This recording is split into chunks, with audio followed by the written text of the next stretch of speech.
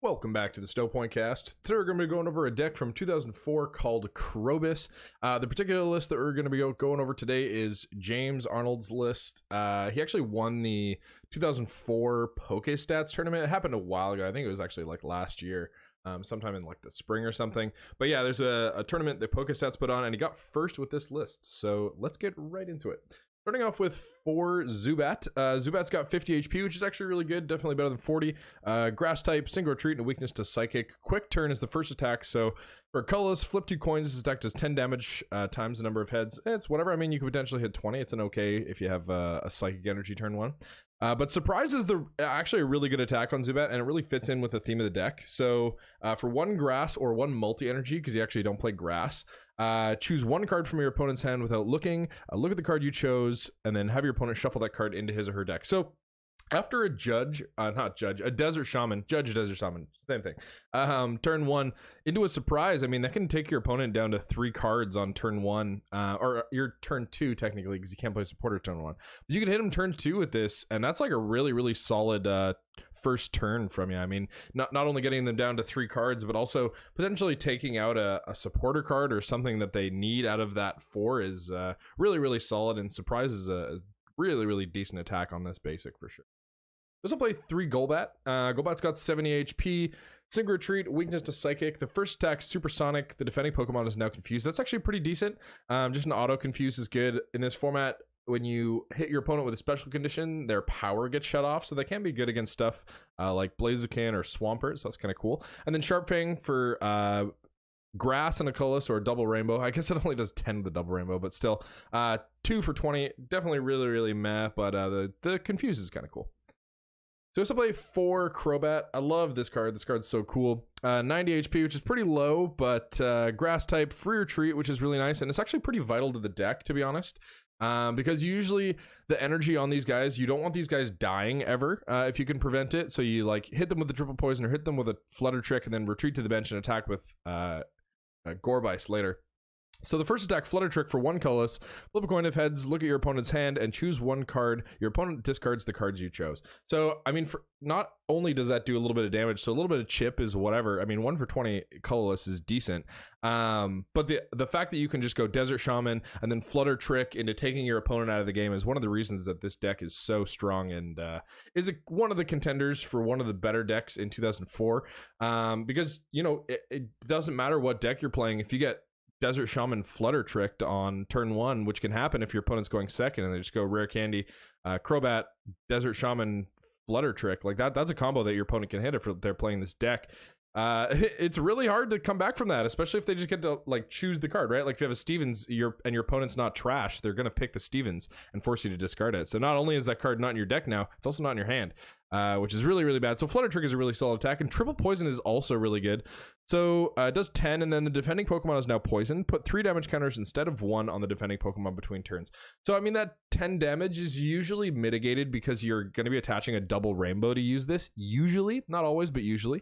So yeah, but still, I mean, like I said before with the confusion, being able to shut off your opponent's Poke Powers is really nice by hitting them with a special condition, but also that triple poison damage can stack up really, really quickly over time. It's very reminiscent of Hypnotoxic Laser and Verbank. I guess it's Hypnotoxic Laser and Verbank is reminiscent of this because this came out first. But you know, waiting in between turns, you attack them, it does 30 to them, 60 to you, and then 90 back to them. So if they don't find a switch out, you're doing 90 damage with this attack, which is actually really significant for a double rainbow attach. Definitely a really, really solid attack. Being able to poison your opponent is also really good. Okay, so getting into the Gorbyss line. So you play 4 Clamperl. This Clamperl is so good. It's got 40 HP, water type, single retreat, and a weakness to lightning. Exoskeleton is the Pokebody. This is a really, really important Pokebody when you're up against Blaziken.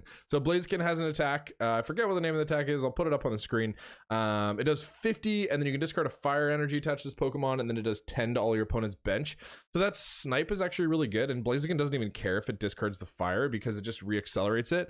But with Exoskeleton, you're not getting touched by that, and that can actually be a big deal in the matchup because not only are you hitting Blaziken for weakness with the Gorbyss, but the Gorbyss, it has to get 2-shot because it has 70 HP, and they can't get that chip damage on there. So if you just wait to evolve your Clamperls, it can be really, really dangerous late game for a Blaziken to just be like, well, I can't really afford to like two-shot these Grope Ice because I'm getting one shot for 1,000,000 damage every turn. So Exoskeleton is actually a really cool part of the deck, and it helps you a lot in the Blaziken matchup, which is one of the best decks in the format. And then Bubble for a water and a color, so you do play multi-energy, so you can use this attack. 20, flip a coin if heads, the defending Pokemon's now paralyzed. Definitely decent to have a paralyzed attack on a basic. Just play 4 Grope Ice. This card is really cool. Grope Ice has got 70 HP, retains that water type, free retreat, so it's really cool. A lot of the final evolutions, or every final evolution in this deck rather, has free retreat, so that's really cool. You just gotta switch around and attack with whatever Pokemon fits the situation best.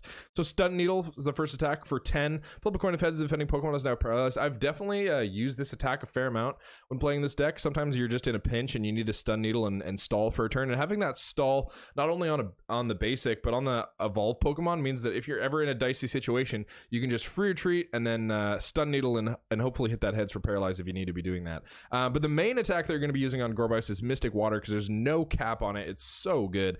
So for a water and a colorless, it does 20 plus 10 more damage for each psychic energy in play.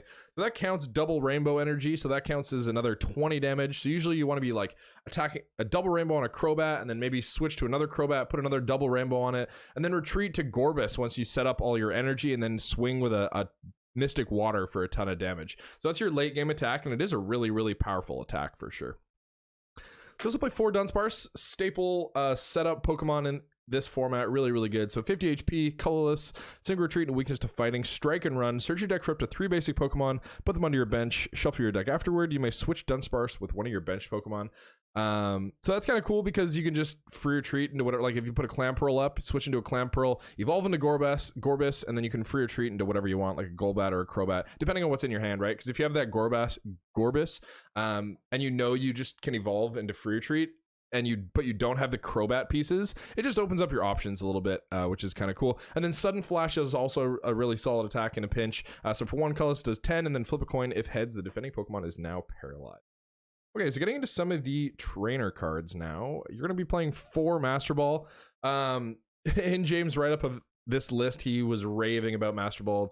It is a really good card, but he definitely really likes 4 of, and I think it's definitely decent as 4 of. One of the reasons that he was saying 4 of is so good is because, like I was saying before with the Clamperl, you want to keep your Clamperls out for as long as possible because they prevent that bench damage.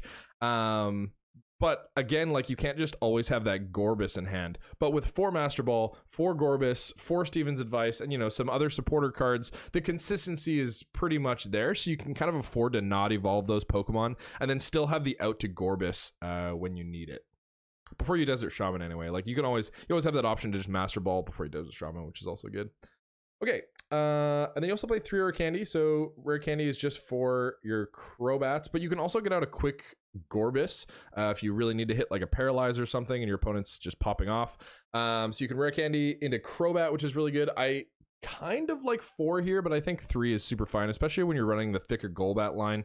I think a 4-3-4 line on the Crobat, I didn't mention this before, but I think it's really good because Ancient Technical Machine Rock is pretty meta nowadays. A lot of lists play at least one of that card, and I think that's also a really good card that you have to watch out for. So it's kind of a meta read there, but having that early aggressive Flutter Trick option with the max candies is also really good in this deck, because it is like, this deck, it's good, but it's also kind of gimmicky. If you don't hit that like Desert Shaman combo, the deck loses a lot of its power. So being able to hit that consistently is really good. But 3 candy also, you know, with the thicker Golbat line, it makes a lot of sense.